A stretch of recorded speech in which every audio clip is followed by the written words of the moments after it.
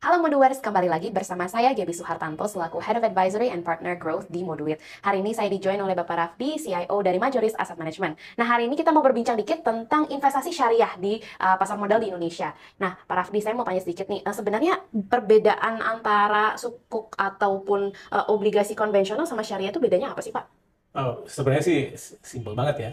Sukuk itu atau syariah ini pastinya syariah compliance ya.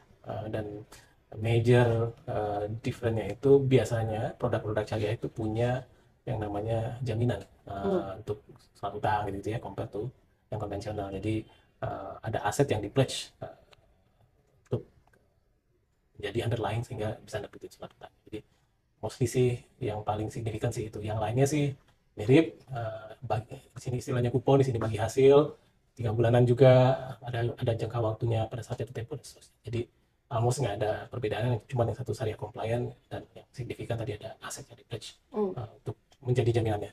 Berarti memang seperti itu juga ya kalau misalnya Hmm. investor itu invest di obligasi langsung, Hmm. misalnya beli ST, SR, beli Ya. langsung, sedangkan belinya di lewat Hmm. mutual fund gitu. Ya. Sebenarnya apa sih benefit Ya. untuk investor untuk beli lewat MF gitu? Iya, good question. Sebenarnya begini, kalau kita beli ST atau SR ya, kita punya bonds, kita punya sukuk yang akan mature dengan kupon tertentu pada saat tertentu gitu ya.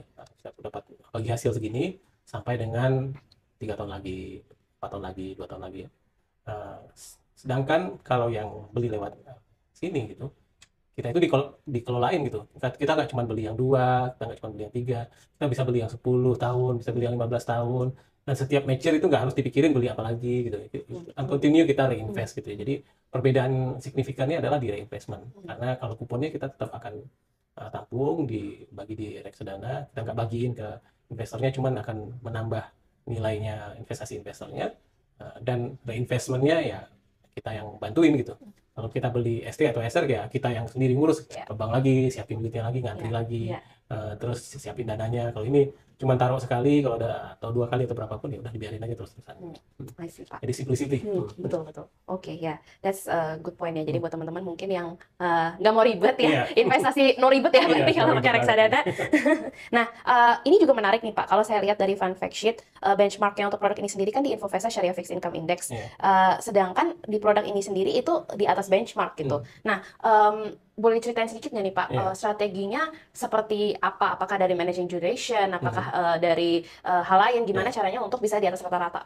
Iya, dua hal sebenarnya kita pastinya punya view ke depan, makroekonomi seperti apa, itu our consideration pastinya.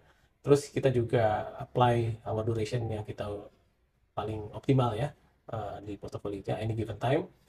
Terus kita juga milih eh, apa ya, aset-aset atau PBS ya, yang sukuk-sukuk yang ngasih kupon lumayan baik gitu ya. Hmm. Karena masih banyak di sukuk ini kuponnya itu yang di atas FR gitu, untuk tenor yang sama kadang-kadang. Jadi bagi kita ini sangat menarik juga bahwa ini ada extra edge bagi kita untuk bisa mengalahkan benchmark.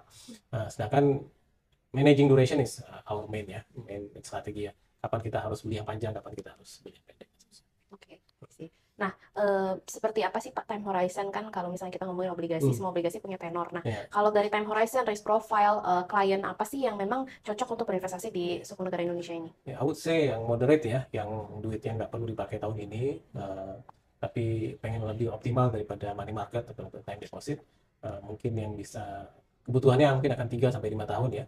Itu bagi saya sih yang paling cocok ya untuk investasi di bonds market ya, di fixed income secara umum maupun di produk yang cukup negara ini. Hmm, oke.